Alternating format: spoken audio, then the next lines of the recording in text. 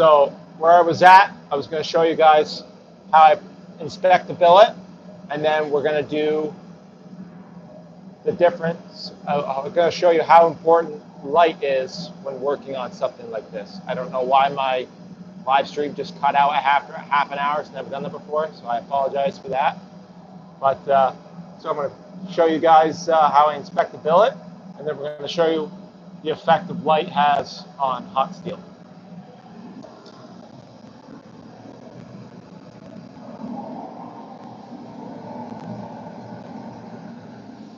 As soon as a piece of steel comes out in the environment, it starts to build scale.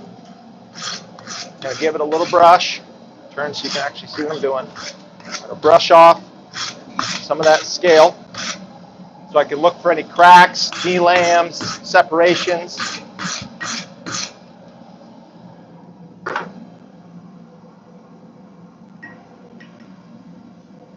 So far, I don't see any kind of fish lips, delams, separations.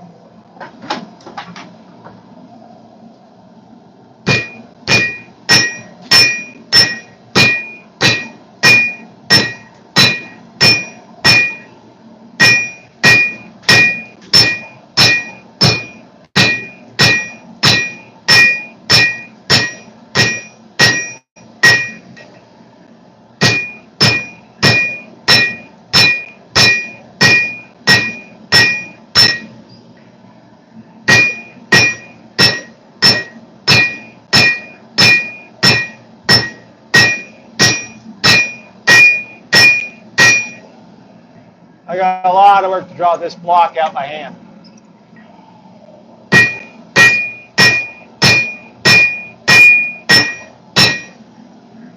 A long time.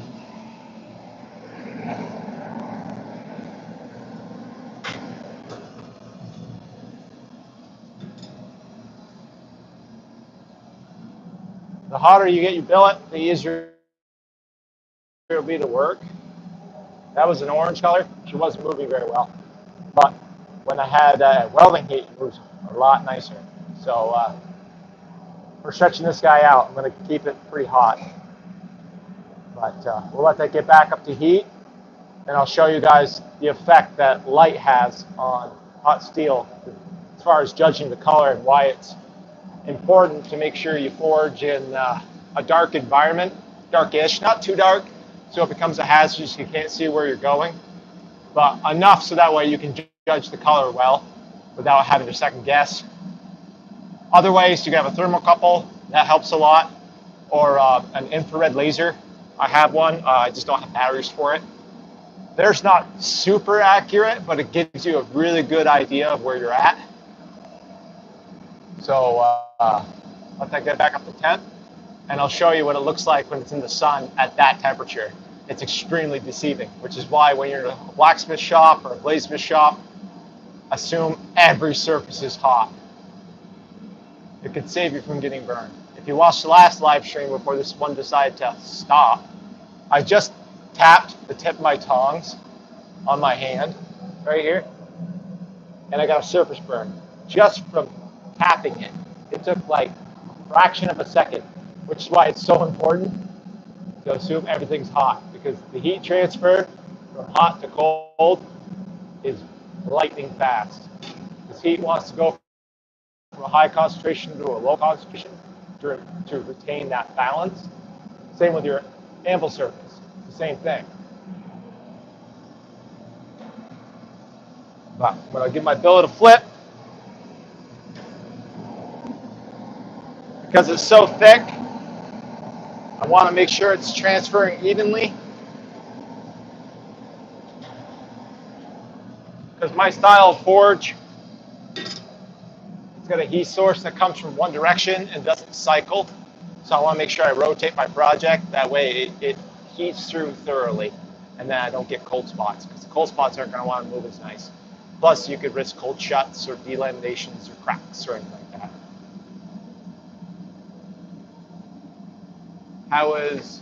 How's it going? It's going wonderful. I'm not in my shop. I'm happy. It's going great. But I think I got it up to temp now. So I'll show you guys what it's like to go from the lighting differences. Let me get set up here so you can really see good.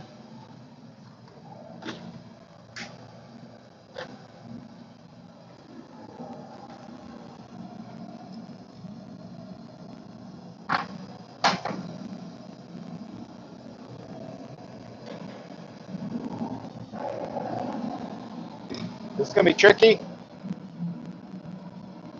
I'm going to try and do this with one hand. Bear with me.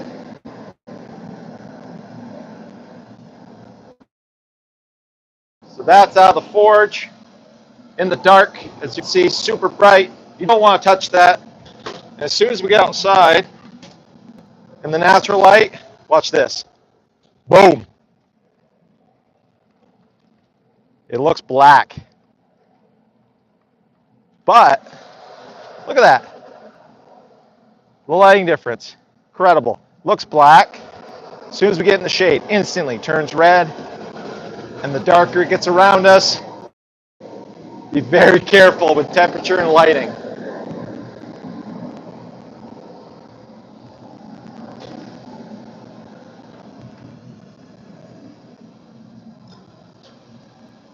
That is why it's important to forge in the dark, or as dark as possible, where you can do it safely, because as soon as you get in that bright light, so deceiving.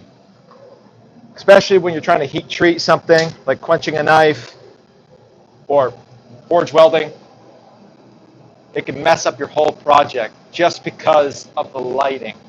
So that's why when you're in any shop, try and at least be in the shade. So have a roof over you, have a spot you can poke it underneath, like say you have a forge stand, but it's darker under there, you're in a tent, you've got a canopy over you, you can pop under there and get a better accurate of the color.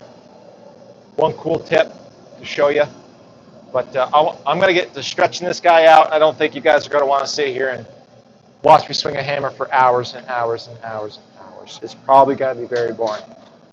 But I want to thank you guys for joining me.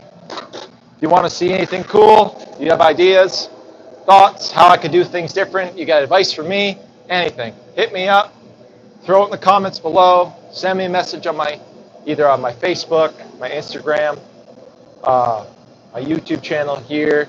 You can always send me an email at allensteelmetalworks@gmail.com. But thank you guys for joining me. I appreciate all the love and support, and I appreciate the criticism too. But if you want to see more, like and subscribe. If you don't, have a great day. And if you do, have a great day. But thank you for joining me. God bless. We'll see you guys next time.